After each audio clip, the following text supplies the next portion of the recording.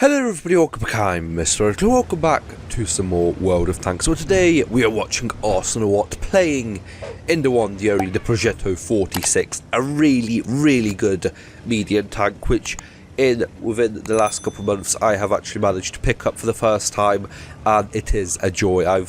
I'm pretty sure I had like a 3,000 or 4,000 game in it already, and it's just a very nice tank to have and play. Now they are playing with their friend in the EBR 75 Korvik, and together they are going to be trying to take out an encounter battle on El Haloof over here. Now, sometimes throughout the game I am going to have to switch over to kind of free camera mode, as Arsenal likes doing this zooming in and zoom out thing constantly, which sometimes gets a little bit nauseous, so I have to switch over to the free camera view in order to stop what we are seeing right now. They seem to like to enjoy, or they enjoy scrolling up and down very quickly sometimes. I mean, I sometimes do it as well, most of the time, just to kind of, just to see what's going on, not this much. So yes, Arsenal has actually gone east on El Haloof over here, and are sniping across to the other side of the map over here, pinning down this Skoda T27 in place and trying to get some shots at the tank destroyers that are in the back as well. Now, Arsenal over here, I'm pretty sure, I don't think he has spotted, so he could have taken that shot aimed more carefully and actually maybe already taken out the Skoda T27 in this case. But some very good marksmanship means that Arsenal takes out the T71 SMCD even when they're outside of Arsenal's view range. Actually, I don't think they were actually spotted. They just became unspotted, so really good kind of tracking shots by Arsenal over here, and no face cam still. If you haven't watched the Last of Us video, I'm basically recording this a day before I thought I was going to, so I still haven't picked that up. So that's going to happen in next week's videos. But for now, I guess you get to enjoy my voice, because who doesn't want that? 1,200 damage picked up by Arsenal with 1 kill to the name so far, and they have definitely helped secure this kind of southern flank. They haven't won yet, but they definitely, without their support over here, and only an IS-2, not counting them, I guess the AMX 1357, but they are dead, and a Super Hellcat. But yeah, without Arsenal and what was the EBR's Kovrik? Is it Kovrik? I'm not really sure. Without Arsenal's and Kovrik's help over here, I think they would have already lost south over here, and maybe the tank destroyers and the Skoda T27 would have already been making their way across to take out the artillery in the back, and then maybe circle back around to get Arsenal's team in a pincer manoeuvre. Now, these kind of last couple videos have definitely not been up to kind of my quality, what I want them to be, I guess. I mean, it's not really that high quality, but I kind of like what I record normally. The last couple of weeks just not really been that good. I haven't really had enough time to record, and the commentary as well, not really the highest level as well, but hopefully from next week that's going to change. I'm just going to need to find like some more time, and then when we finish The Last of Us, I actually had a plan to record the next, or I already had planned out what game I'm going to be recording next, and the game after that as well, and then kind of the game after that as well, not making sense over there, but yes, it is 2:30 AM, so what sense could a man make at such a time? But yes, I already had the next couple games planned out that I was going to record, but then recently I have kind of had a change of kind of pace and what I want to be recording, and yeah, so basically after I finish The Last of Us, that's going to be changed with Formula 1 24, I think. I'm still not 100% sure. I'm probably going to be recording that, but as I said, it's still not certain that that is what I am going to be playing after I finish The Last of Us, because I was going to record Phantom Liberty Cyberpunk, because I mean, I finished the base game, 3 years ago or whenever that came out, and I want to kind of play that DLC expansion. But I guess we'll see, as Arsenal puts in a couple good shots into the Charfuter for actually some decent sniping against Object 252U at a very large distance as well. So Arsenal definitely has kind of a grip of their arsenal and has some good marksmanship over here, as they put in a one shot into the CC1 Mark II, and not really looking good now. It's actually 5 versus 4 versus now. What is that? 10? No, it's 9 or something like that. But yes, it's only Arsenal with his teammates' name I already forgot, Kovrix, and a Charfuter 4 and the artillery on their team, and Kovrik is nearly down. The Charfuter is basically pinned down, and it's only Arsenal who is actually on the full hit points, excluding the artillery, but their artillery sitting on the back. Kovrik gets shut down by the Su-14-1, and that leaves Arsenal alone, I guess, with the Charfuter 4 and the GW Panther, but it's not going to be that for much longer, as the Charfuter 4 gets taken out, and now it's only Kovrik along with the GW Panther. Luckily for Kovrik, hopefully, a couple more times the enemy just jumps down the side of the cliff like that Tiger 2.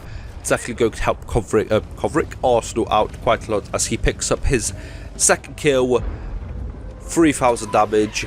The IS really messes up over there. They definitely had time to aim in for a couple more seconds over there. But they mess up good for Arsenal over there, as I'm pretty sure they did have the 1 to 2mm, so that would have hurt quite a lot.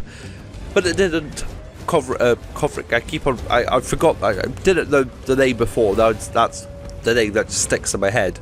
Arsenal now can reload and think about what they are going to be doing next. It's a 2 versus 6, and they are about 1,000 hit points now. Luckily for Arsenal, they have kept their hit points in the game, so now they can actually use them towards the end of the game as they zoom in and out furiously, as the Skoda T27 takes out the GW Panther on Arsenal's team. And talking about F1 24, because of course that came out this month or something, so I am going to be behind a month or 2 or even 3 from recording that, but it's just I really enjoyed recording those videos back when I did, and it's been like 2 years or something since I last recorded Formula 1, and I just got the wheel set up back in a good spot last week or 2 weeks ago, so I've been playing Formula 1 23, which is great, but since F1 24 came out, might as well play the newest game, so we'll see where we end up in those in a month or two's time when I do finish The Last of Us. Maybe I'll switch to that, maybe I'll record something else, I don't know.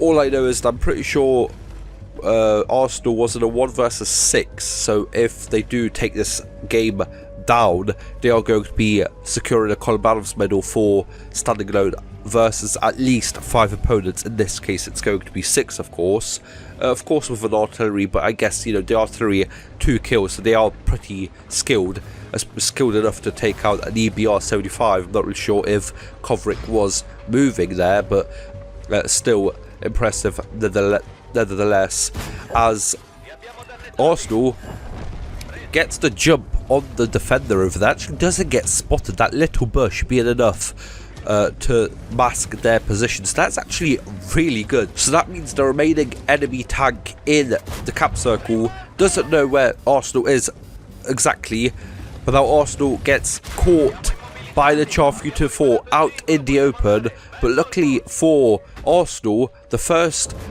shot by the Charfuter 4 actually only tracks them, and that actually means that Arsenal only takes one shot of damage from the Charfuter 4, and I guess he just didn't have a full clip loaded, only 2 rounds, I'm not really sure, because he just runs away after firing, I'm pretty sure, 2 rounds only, so that's very good for Arsenal in his spot over here.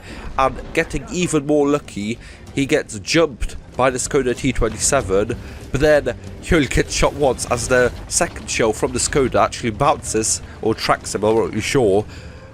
Now securing Arsenal 4,700 damage and 7 kills, so now we know who is in the cap circle, the CC1 Mark II, and I guess the SU-14-1 is somewhere in the H1 to J2 kind of K3 area, so Arsenal just has to keep calm now, knows that the CC1 is on fairly low hit points and I think clippable, so is doing the right thing, engaging from a spot that they haven't been spotted from.